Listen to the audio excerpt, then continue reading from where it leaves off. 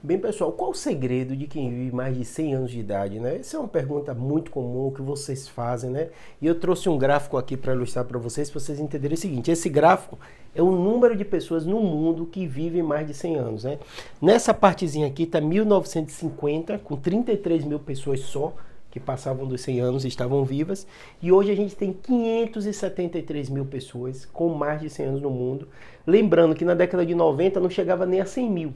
Então, o crescimento é muito rápido, é um crescimento exponencial de pessoas vivendo por mais de 100 anos. Eu vou explicar para vocês o que é que a gente sabe e o que é que a gente não sabe, né? E quais são as tendências da gente ver cada vez mais pessoas vivendo mais de 100 anos.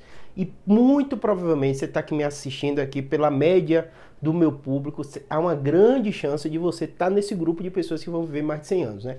Eu vou explicar um pouquinho o porquê para vocês, né? Primeiro aspecto, né? Existem muitos fatores que a gente tem conhecimento que são fatores comportamentais. Esses fatores comportamentais, às vezes a gente menospreza eles, mas eles são muito relevantes. E eu vou explicar um pouquinho para vocês por quê. Em primeiro lugar, já tem muita pesquisa hoje sendo feita no mundo pegando essa população de pessoas, né, que vivem mais de 100 anos. Então ele pegam pessoas que vivem mais de 100 anos e tenta analisar do ponto de vista genético, se tem alguma mutação, comportamental, né, como é que se alimentavam, o que é que eles viviam, tudo isso, né? Dessas pessoas acima de 100 anos, o grande fator é genético. E quando eu digo genético, eu digo a palavra sorte. Por que sorte? Porque são pessoas que durante a concepção aconteceu alguma mutações em locais específicos do gene, que fizeram com que essas pessoas tivessem uma grande capacidade de identificação de mutação dos seus genes, de correção de mutação dos seus genes. Por que eu estou explicando dessa maneira para vocês entenderem? Porque o que acontece? Durante toda a nossa vida, a gente tem vários fatores de risco para a morte, né? Acidente, quando você até os 40 anos é o que mais mata, né? Mutações, né, genéticas, que a criança pode nascer e acaba morrendo, desenvolvendo câncer, alguma coisa mais cedo, né? Mas normalmente, né, hoje em dia com o avanço da medicina, com acesso à saúde, com a evolução da medicina, o grande fator tem sido o fator genético. Como assim o fator genético? Naturalmente, quando a gente envelhece, né, nossos genes, né, eles têm uma série de modificações nos nossos cromossomos, uma parte lá telômera, não precisa entrar tanto na parte técnica, mas envolve o quê? A capacidade natural do nosso corpo reconhecer quando acontece alguma mutação na célula e corrigir essa mutação da célula. Ou expressar que teve uma mutação nessa célula para o seu sistema imunológico matar aquela célula. Se isso não acontece, essa célula naturalmente ela vai crescer, às vezes de forma desordenada, né? E esse crescimento de forma desordenada vai dar o câncer. Então, hoje, para as pessoas que passam ou que vivem muito tempo, o grande fator de morte a gente chama câncer. Tanto que algumas pessoas falam que todo mundo, todo homem, se viver tempo suficiente, vai ter câncer, né? E aí vai depender do tipo de câncer, depender de fatores comportamentais, mas mesmo que você tenha uma vida regrada, que você se alimente bem, né? Nós somos seres biológicos e naturalmente a gente vai morrer um dia, né? E normalmente o câncer lidera para essas pessoas que têm uma saúde boa, cardiovascular, se exercitaram bem, né? Não tem problema cardíaco, né? Não tem pressão alta, ou tratam a pressão alta, diabetes, né? O câncer acaba sendo uma coisa quase inevitável. A pessoa vai vivendo e de repente, né, com o acúmulo de mutações que acontece com todo mundo na divisão celular, do ar que a gente respira, né, acaba causando algum dano, que a gente se alimenta causa algum dano também, né? E uma série de coisas, né? O sol na pele causa algum dano, o próprio envelhecimento faz com que o sistema imunológico fique mais fraco, essa capacidade de reconhecer células que mutaram, de repente o câncer surge e normalmente essa é uma causa relevante de uma pessoa morrer, né?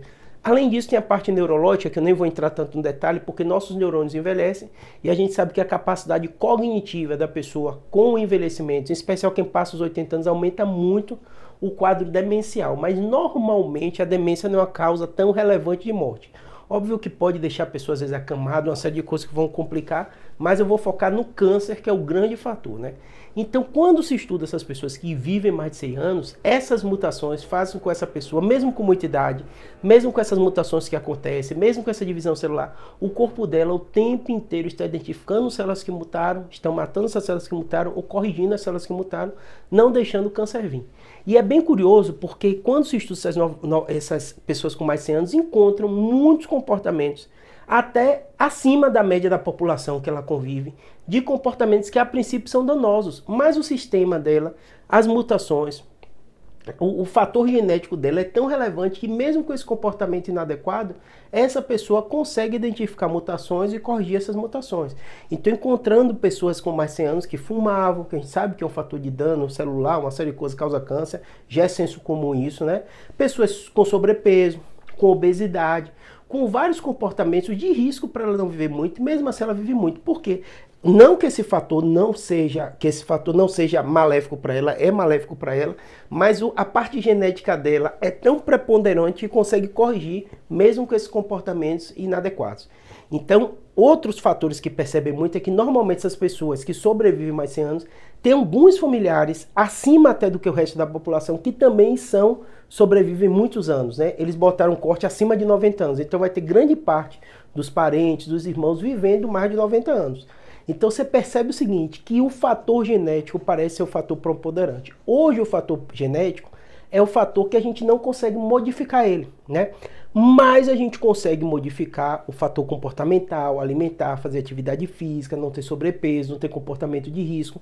Todos esses vai fazer com que você viva mais. Mas passar a ser esses longos sobreviventes, o fator genético ainda hoje é o que mais é relevante, tá bom?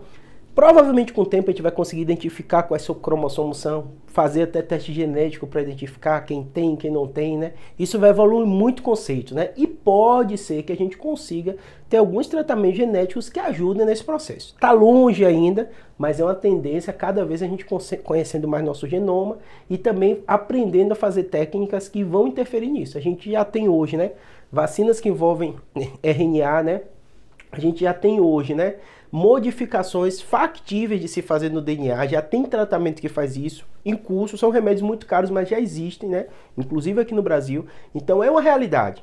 Medicação que mexe com DNA, com RNA, já é uma realidade, né? E muito provavelmente, pela sede do câncer, de uma série de doenças, está no DNA, vai ser um horizonte. Provavelmente eu vou ver, é muito difícil, né? Mas medicina e ciência a gente nunca sabe. Às vezes as revoluções chegam e evoluem tão rápido, e pode ser, mas a tendência é que esse seja um caminho bem relevante para o tratamento das doenças, tá bom?